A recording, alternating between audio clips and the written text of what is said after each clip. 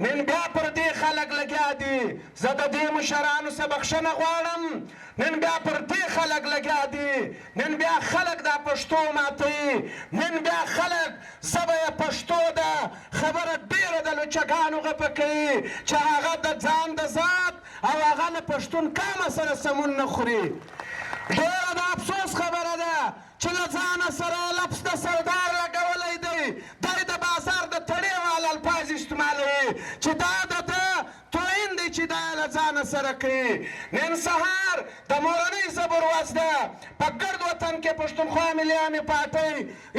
دا روز مانځي نن بیا زموږ زړو ملګرو زموږ مشرانو زموږ موریدانو هم د دې ورځې تابع کړې ده په ډېر باریک بیني سره وګورئ په ډېر باریک بیني سره یې سرچ کوي موږ به هر هغه خبره کوو چې د هغې دلیل وایي د هغې پښتو والا که چا شکنځا کوله هم زه بې په مدلل انداز په کتاب کې ګورم زه بې د کتاب له لارې جواب ورکوم ولې ما پر ځان دا نوم ایښی دی ما دا دعوه کړې ده چې زه د نظریاتو سیاست کوم زه د قام د دفاع سیاست کوم زه په لوچګي هیڅ نه کوم که چیرې خبره د لوچګۍ سي بیا به تر تا ډېر لوچګان په دا ښار کې ګرځي بیا به د هغه جواب وکړي نن د دې پروګرام د مورنۍ ژبې د ورځې تابع سوې ده نن په پښتانه وطن کې چې چیرې لمانځل کېږي د اشرارو له خوا څخه هغه پر ملګرو باندې غلط الفاظ کاروي په ملګرو پسې بدرد وایي په ملګرو پسې شکنځا کوي زه به له دې پښتو زده کوم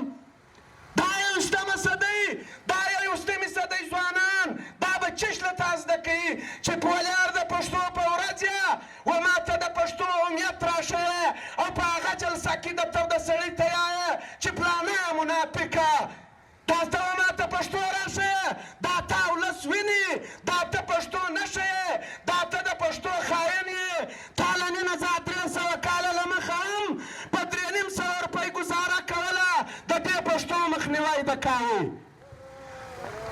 تا له نینه څخه هم په 240 روپۍ ریکارډ د پروت دی د دې پښتو مخنیوی د کوې موږ دغو غازیانو وارثانو د دغو وارثانو دا په تاریخ ثابته کړې ده چې موږ دا پښتو که د انګریز په دور کې وهم موږ یې ساتو که د پنجابي په دور کې وهم موږ یې ساتو که د خپل وطن د خاین د غدار د پیسو د لالچي په دور کې ولهم موږ دا کول کړی دی چې موږ یې ساتو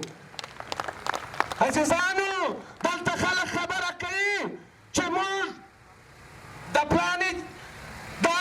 پښتونخوا ملي عامې پارټۍ وارثان یو د پلانې له لارې موږ وارثان یو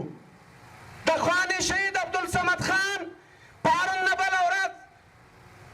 رضا لالا دا خبره کړې ده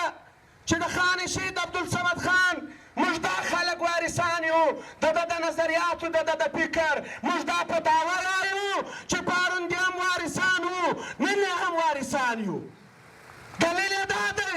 په دې درته وایي چې زه وارث یم پر دې سټیج له بله ورځ چې تر دې لوی سټیج ناست وي یو سړی به هم داسې نه کې پکې ثابته چې د ده نسل در نسل یا د ده د خاندان سړی به ثابتېږي چې پر دې سټیج به موږ کښېنوو او هغه به د خانې شهید خلاف فیصله کړې وي هغه به د سرکار په پیسو خانې شهید جیله لږلی وي یو سړی به نشي ثابته عزیزه له تا سره به 50 کسان داسې ثابتوم چې په 80 روپۍ به د خانې شهید خلاف فیصله کوله جیله به یې لاږئ نن بیا زه وارث نه یم ته وارث یې ته بېشکه ته به د واټ وارث یې ته میر ځان جوړوه ته هم پیشي په ګټه ته پلانا په ګټه دا د پښتو تورې ساتل داسې موارث موږ د موږ بې ساتو او دا به هم څوک نه کوي چې څوک به داسې کوي چاته به غلط الفاظ کاروي دا هر سړي د غلطو الفاظو جواب سته لا به له ځانه څه دا نمونه اړوي نیمو پر ځان د سردارانو نمونه ایښي دي چې سردار ډېر دروند نوم دی چې هغه زموږ په پښتو کې ډېر احترام لري او خبره به د داسې لوچک خبره کوي چې ډېر کوچنی به یې نشي برداشت کولی نیم پر ځان د نوابانو نمونه ایښي دي دا به بیا خبره جوړوي داسې خبره به کوي چې دلته به په ریلوې سټیشن هم څوک نه کوي له موږ سره که څوک په داسې دلایل خبره کوي زموږ د پښتونخوا ملي عامې پارټۍ عام کارکون څه نیولې تر مرکزه پورې موږ پر هر فورم د چا سره سیاسي جواب یایو د ښکنځلو نه موږ ته چا تربیت راکړی دی نه د عثمان لالا د نظریاتو نه د رحیم صاحب د تنظیمو نه د عثمان لالا د تنظیم خلک به چا ته یوه ښکنځل هم نه کوي که بیا چیرې حالات ډېر داسې سو بیا د مشرانو څه اجازه غواړو بیا تنګ آمد بچنګ آمد بیا به تا ته تر دې په ډېر ښه انداز جواب درکول سي موږ به سیاست سره کوو موږ به پښتو سره کوو موږ به پښتو پالو نن پښتو نسته نن د پښتو احترام نسته نن وایم پښتو خبره د پښتو نه کومه زه په چا پسې هسې نوم پورې کوم موږ د چا دلته غلامان نه یو موږ د چا دلته مزدوران نه یو موږ د چا دلته همسایګان نه یو په پښتانه وطن کې یو داسې وطن نسته چې هغه به بارکن وي د هغه به د سیاو د سفید مالک یو سړی وي هر سړی پر خپل ځای باندې ور سردار دی ور نواب دی ور د هر چا د خبرې جواب شته که د چا یو ورځ ډېر په کار وي بیا یې کوو موږ دا وایو چې پښتو به سره کوو او دا خبره هر ټیم کېږي دا قدر قیمت په زور نه پیدا کېږي دا قدر قیمت به ته په خپله خوله په خپله پښتو په خپل احترام پیدا کوې ته د پارون قدر لا غواړې دا نسته زما په جګشکیل خان زاړي ګران وړومبۍ چارې لا غواړي